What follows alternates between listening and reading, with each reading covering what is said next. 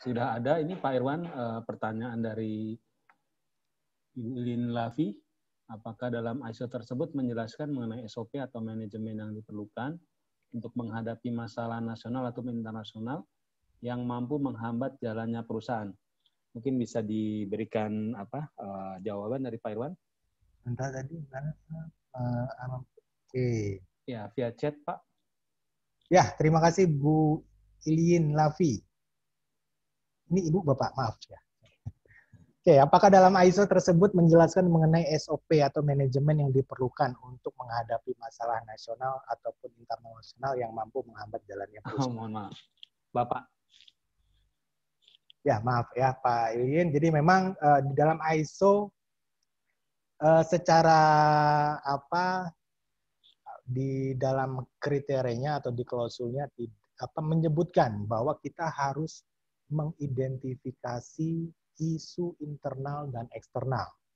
Jadi artinya nanti setiap isu internal dan eksternal itu harus kita identifikasi, kita cari kita mappingkan di dalam sistem ISO-nya kita. Bentuknya nanti dalam bentuk SOP atau dalam dokumentasi lainnya tidak diharuskan seperti itu. Jadi tergantung kita kebutuhannya apa. Apakah hanya dalam bentuk informasi misalkan peraturan perusahaan atau misalkan kebijakan tertulis yang memang diterbitkan secara terpisah, itu itu dipersilakan. Jadi memang isu-isu tadi harus kita identifikasi. Jadi kalau ada masalah nasional atau internasional yang berpengaruh kepada khususnya kepada perusahaan ataupun ya memang perusahaan lebih pada sistem manajemen ISO-nya harus kita identifikasi di setiap potensi-potensi yang masalah-masalah itu berpotensi berpengaruh kepada penerapan sistem ISO-nya kita ataupun kinerja perusahaan. Jadi di dalam ISO 9001 salah satu klausulnya selain tadi bicaranya di awal ketika kita membuat sistem 9001, kita harus identifikasi setiap isu internal dan eksternal, tapi dalam prosesnya kita harus juga melakukan pengendalian terhadap setiap perubahan. Di dalam klausulnya situ ada, di klausul 6 ya kalau nggak salah, mungkin nanti Pak Haryadi auditor bisa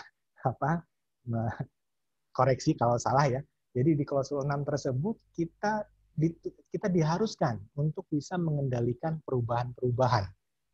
Jadi perubahan tadi ya, misalkan contohnya yang memang kita alami selama setahun ini terkait dengan pandemi COVID-19. Kita harus mengadaptasi dampak-dampak dari COVID-19 ini pada kinerja perusahaannya kita. Apa yang harus kita sesuaikan agar sistem ini masih bisa ditingkatkan atau mendapatkan hasil yang sesuai yang ditargetkan. Dalam artian, apakah SOP-nya yang kita sesuaikan, apakah ada SOP yang kita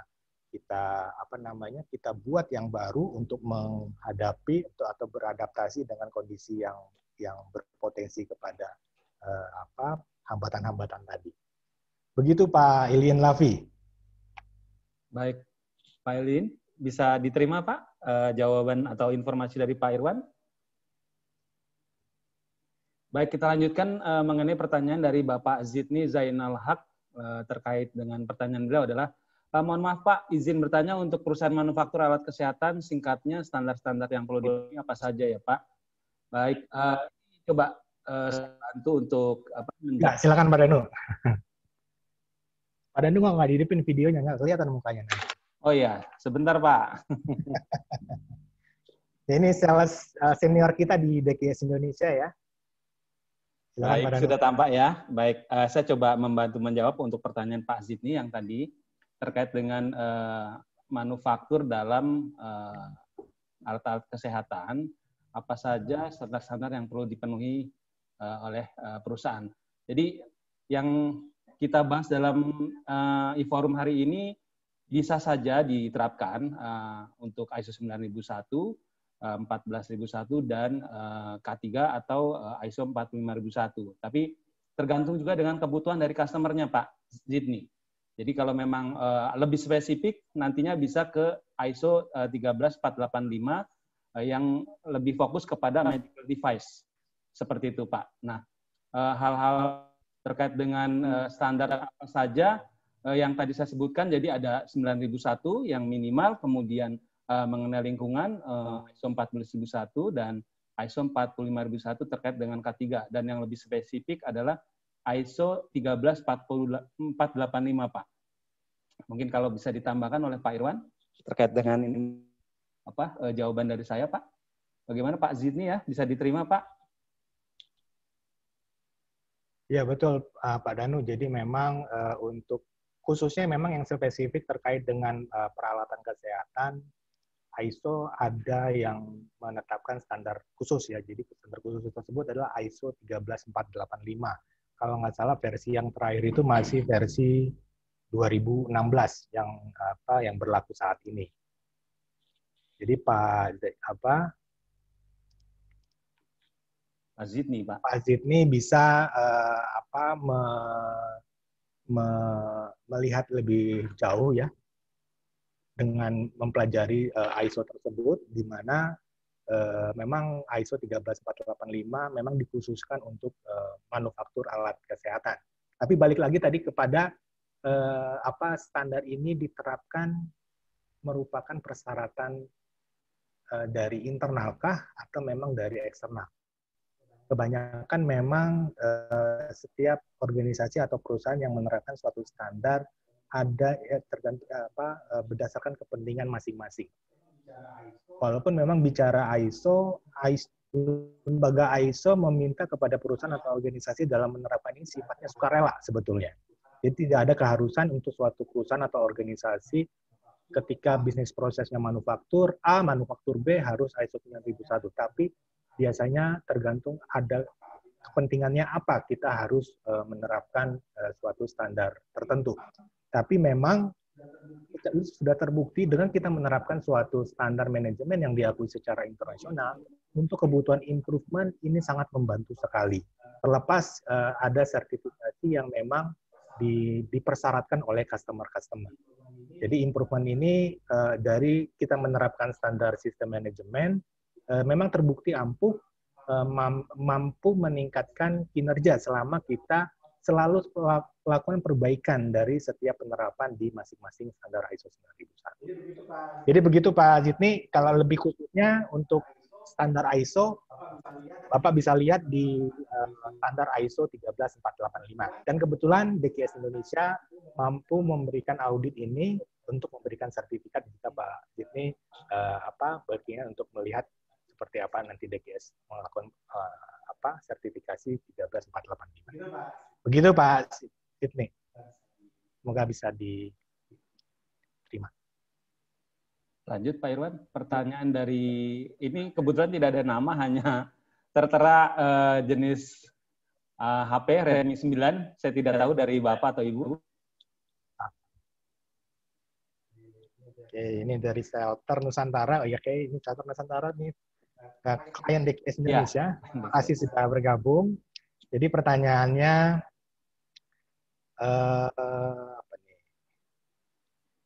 karena kami mempunyai pekerja yang terdapat di banyak tempat di perusahaan-perusahaan yang telah bekerja sama dengan kita, yang notabene perusahaan tersebut berbeda-beda.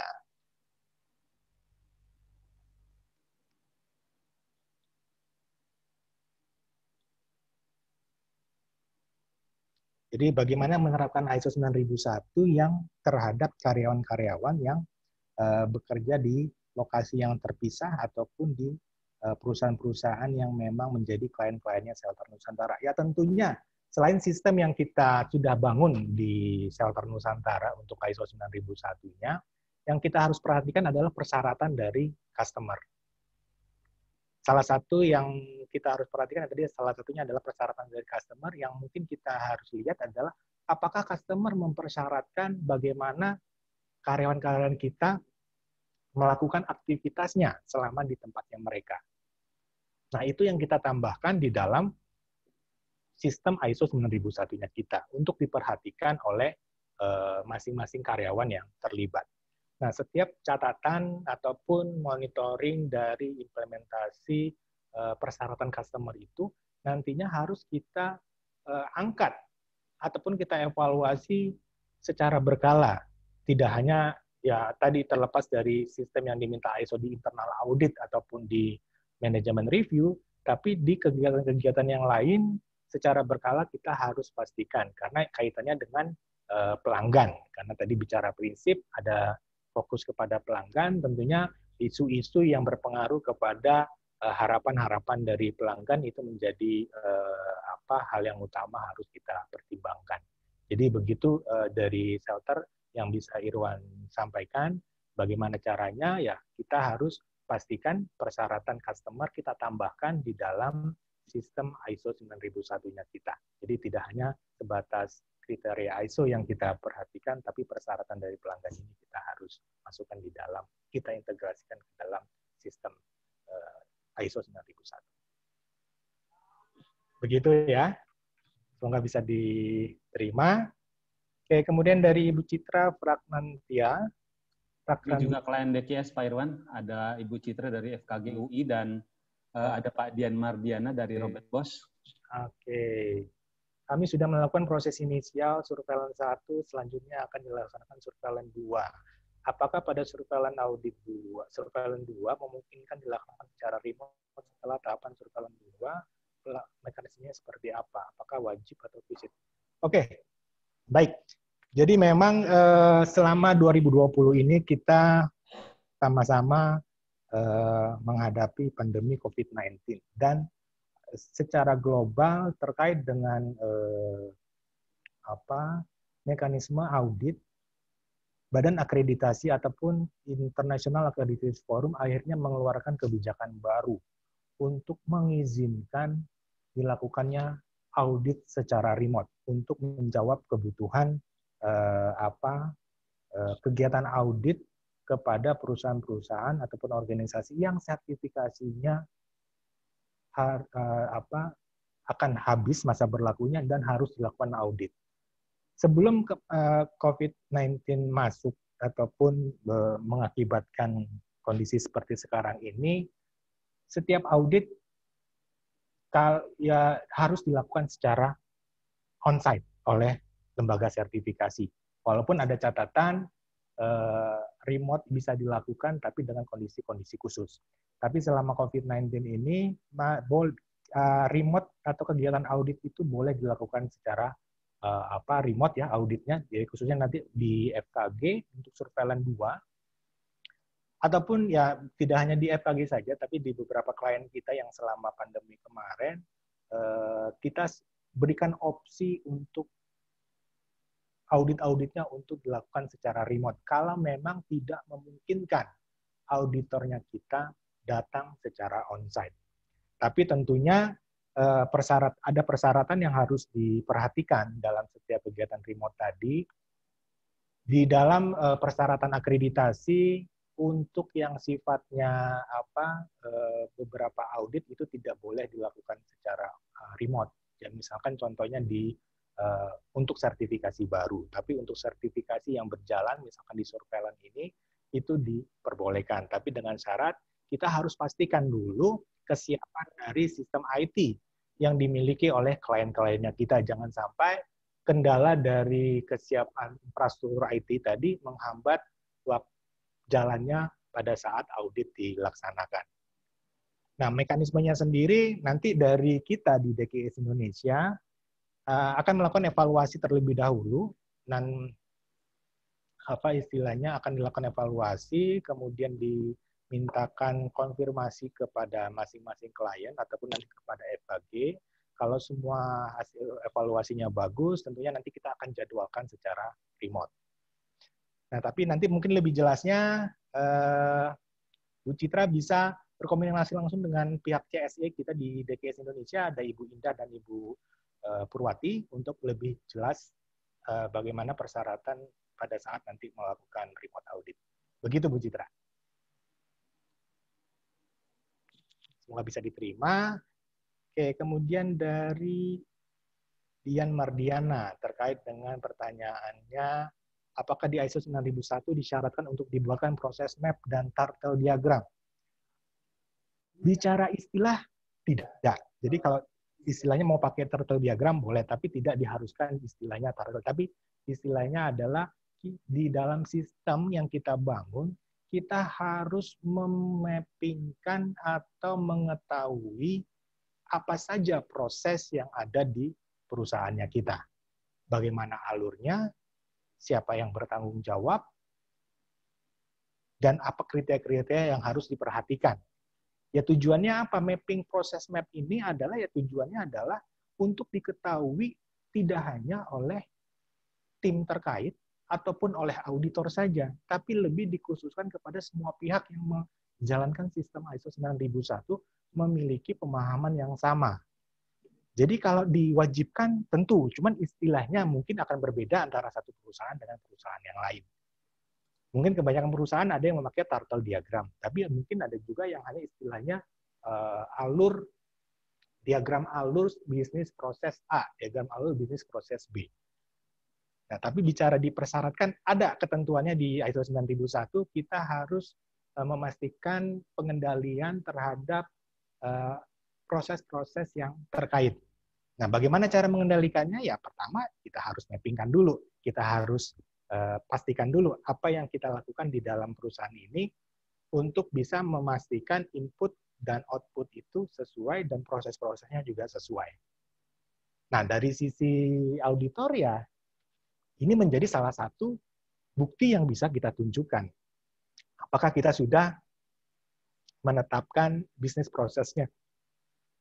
Bisnis proses yang masuk dalam ruang lingkup sertifikasi. Sudah. Apa buktinya? Adalah turtle diagram, adalah proses map-nya. Kemudian dari sanalah nanti mungkin auditor akan menelusuri setiap tahapan-tahapan yang kita tetapkan di dalam turtle diagram ataupun proses mapping terhadap implementasi-implementasi yang sudah dilakukan. Apakah bicaranya nanti adalah KPI, bicaranya adalah supporting prosesnya, bicaranya adalah dokumentasi-dokumentasi pendukung. Itu yang nanti akan di-cross-check konsistensinya dan kesesuaiannya. Tapi kalau bicara disyaratkan, ya disyaratkan, tapi istilahnya bisa berbeda-beda antara satu perusahaan dengan perusahaan yang lain. Begitu Bu Dian Mardiana. Bapak, maaf Pak. Bapak Dian Mardiana, Pak. Maaf Pak Dian Mardiana, mohon maaf. Jadi kalau bisa dapat diterima jawabannya untuk persyaratan ISO 9001. Oke, demikian ya Pak Dian ya. Pak Irwan? Ada lagi ya, mana nih? Dari Maheka Restu Aralis, Bapak Maheka. Oke, izin bertanya, apakah industri kecil atau industri rumahan harus menerapkan? Harus, itu tadi si Irwan sampaikan di materinya, ISO 9001 sifatnya adalah sukarela. Yang mengharuskan biasanya adalah kebanyakan adalah persyaratan dari customer ataupun persyaratan dari terkait dengan regulasi. Tapi sejauh ini terkait regulasi untuk ISO 9001 untuk industri kecil belum ada. Jadi kebanyakan untuk ISO 9001 sifatnya adalah sukarela. Nah, tapi kebanyakan selain memang persyaratan dari customer-customernya Bapak Ibu, ISO 9001 ini bisa juga dipicu dari kebutuhan untuk peningkatan di internal. Karena sistem ini sudah diakui secara internasional untuk membantu dalam perusahaan atau organisasi memperbaiki atau meningkatkan kinerjanya secara terus-menerus ya, dengan catatan tadi persyaratannya dipastikan dipenuhi semuanya dan dijalankan secara konsisten. Tapi kadang ketika kita menerapkan secara mandiri tanpa dilakukannya pengawasan dari lembaga yang independen, kadang penilaiannya menjadi subjektif. Jadi saran Irwan, untuk bisa kita dibantu oleh pihak luar atau pihak ketiga dalam hal ini lembaga sertifikasi, kita bisa dibantu sama mereka untuk mendapatkan masukan selain dari customer juga, tapi dari lembaga badan sertifikasi yang memiliki auditor yang mampu memberikan masukan untuk peningkatan sistem ISO 9001 secara terus-menerus. Jadi balik lagi ke pertanyaannya, apakah harus? Itu tidak ada keharusan, tapi balik lagi kalau memang ada persyaratan customer, ya kalau kita nggak ada sertifikat ISO, nanti produknya kita nggak bisa dijual. Nah, itu akhirnya menjadi satu keharusan. Begitu Pak Maheka Restuaralis. Semoga bisa dapat diterima ya.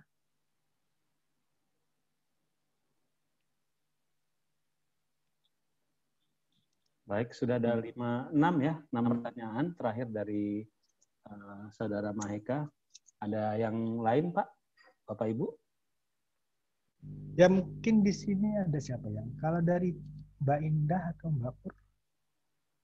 Jadi mungkin untuk yang dari FKG terkait dengan remote audit, kalau mau ditambahkan silakan Mbak Indah atau Mbak Purwati dari CSE menjelaskan kembali. Takutnya Irwan salah. Ya, Pak Irwan, terima kasih. Terima kasih Bu Citra atas pertanyaannya dari FKG UI. Memang betul sekali yang sudah disampaikan oleh Pak Irwan bahwa selama pandemi ini kita bisa melakukan audit itu melalui remote atau online audit. Itu hanya sifatnya tidak diharuskan tetapi opsional. Begitu. Jadi pilihan gitu ya Bu, bisa dilakukan secara on-site tetapi bisa juga dilakukan remote audit atau online audit. Nah, pilihan ini ada sebenarnya bukan untuk mempermudah, tetapi untuk disesuaikan dengan kondisi. Gitu. Jadi tidak terpaku kepada rule-rule yang ada sebelumnya. Ya, dilihat juga kondisinya apabila customer-nya tidak memungkinkan untuk dilakukan audit secara on-site atau auditor dengan datang langsung ke kantor. Jadi pilihan berikutnya adalah dilakukan secara remote atau online audit.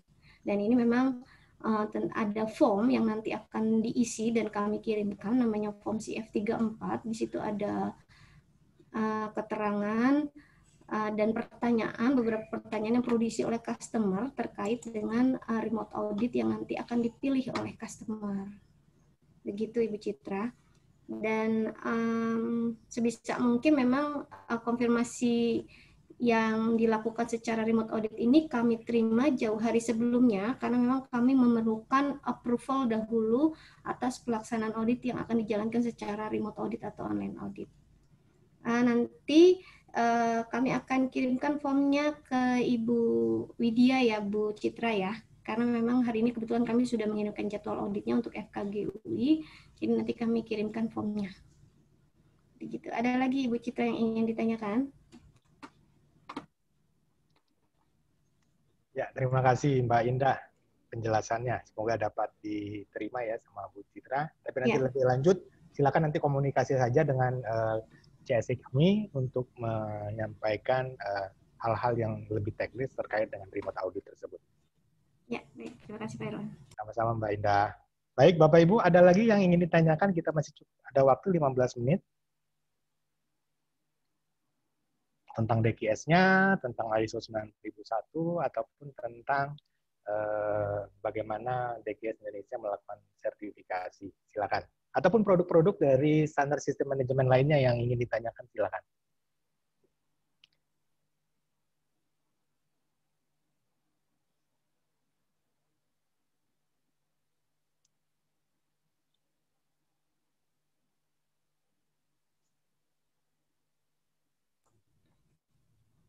Oke. Mungkin Pak Danu, ada yang mau ditambahkan Pak Danu? Boleh menambahkan sedikit ya Pak Irwan? Ya silakan, Mbak Indah.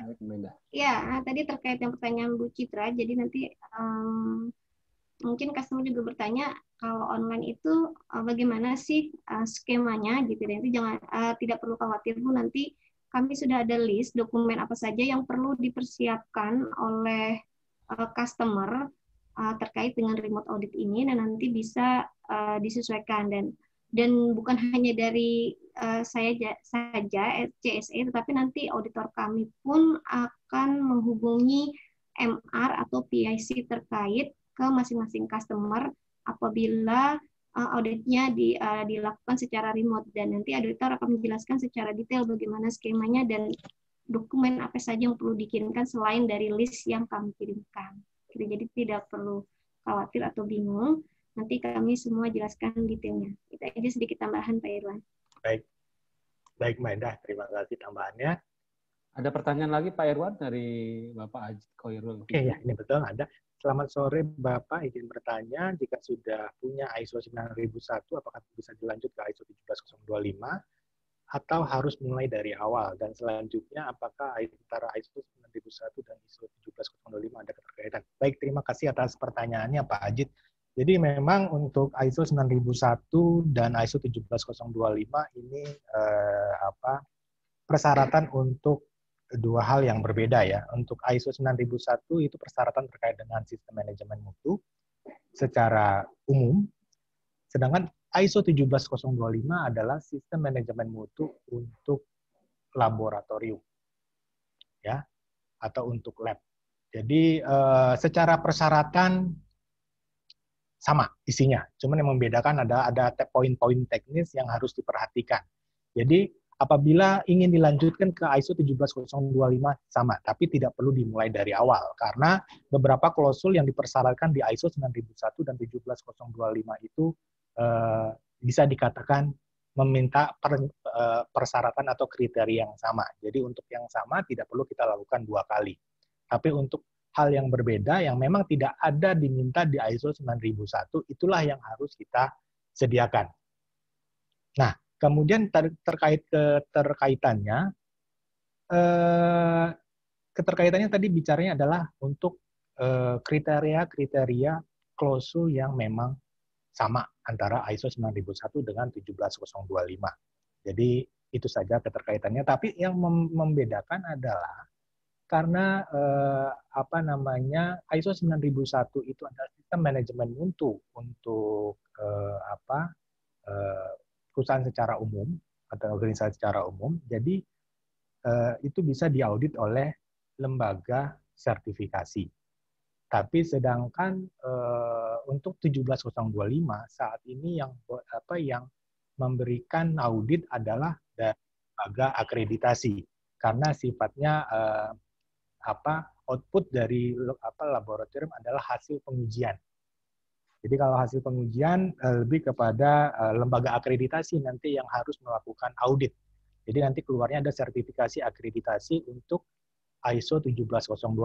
Di Indonesia sendiri yang seingat Irwan, yang baru bisa melakukan audit itu langsung dari Komite Akreditasi Nasional yang ada di Indonesia. Jadi untuk lembaga sertifikasi, Irwan belum tahu, tapi untuk DGS sendiri kita memang tidak diperbolehkan lembaga sertifikasi sistem manajemen untuk mengaudit ISO 17025. Karena ada aturan akreditasi yang menyebutkan. Jadi seperti itu Bapak Ibu. Jadi misalkan tadi 17025 itu adalah untuk lab. Nah, sedangkan ISO sistem manajemen mutu untuk lembaga sertifikasi itu apa? Itu adalah ISO 17021. Jadi kita juga menerapkan ISO 9001, tapi judulnya adalah ISO 17021 karena untuk melakukan penilaian sistem manajemen ya. Jadi lembaga sertifikasi sistem manajemen. Nah, untuk ruang lingkup bisnisnya untuk yang laboratorium penguji, laboratorium uji, baik itu uji kalibrasi ya dan uji yang lainnya itu harus dilakukan oleh lembaga akreditasi. Tapi secara klausul atau kriteria yang diminta oleh masing-masing standar yang sama itu tidak perlu kita lakukan 2 kali. Jadi kita Pak Ajit bisa langsung mengidentifikasi di klausul ISO 17025-nya apa yang harus dipenuhi untuk tahapan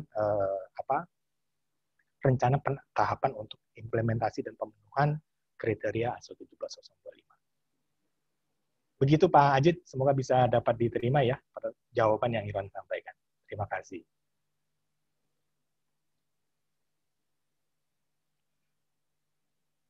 Baik, Bapak Ibu, mungkin karena waktunya juga sudah mau habis, jadi mungkin Irwan langsung ke penutup. Atau mungkin, maaf, ada Pak Hengki dari pemerintah. Ada yang mau ditambahkan, Pak Hengki? Pak Hengki. Pak Hengki udah ada. Oh, udah nggak ada. Oke, baik Bapak Ibu. Jadi demikian kegiatan e-forum kali ini di bulan Desember. Jadi ini hitungannya buat yang ketiga kita lakukan ya, di mana e-forum ini merupakan ya media yang cukup efektif di masa pandemi sekarang untuk kita tetap dekat dengan customer-customernya kita ataupun calon-calonnya kita. Ini sudah kita lakukan 3 kali. Jadi mudah-mudahan ini masih bisa terlangsung ke depannya dan Bapak Ibu bisa nanti menjangkau kami di beberapa platform yang kami lakukan saat ini, ada di website, kemudian ada di sosial media lainnya. Jadi untuk memonitor apabila nanti ada kegiatan e-forum lanjutan. Tapi tetap nanti kami akan coba lakukan nanti informasi-informasi kegiatan e-forum secara proaktif apabila nanti sudah dijadwalkan. Demikian Bapak Ibu, sekali lagi terima kasih atas partisipasinya atas kegiatan e-forum kali ini. Mudah-mudahan informasi yang disampaikan bisa dipahami dan bisa diterima dan mungkin juga bisa bermanfaat nantinya. Kurang lebihnya Irwan minta maaf apabila ada hal-hal yang penyampaian kurang berkenan. Dan sekali lagi terima kasih.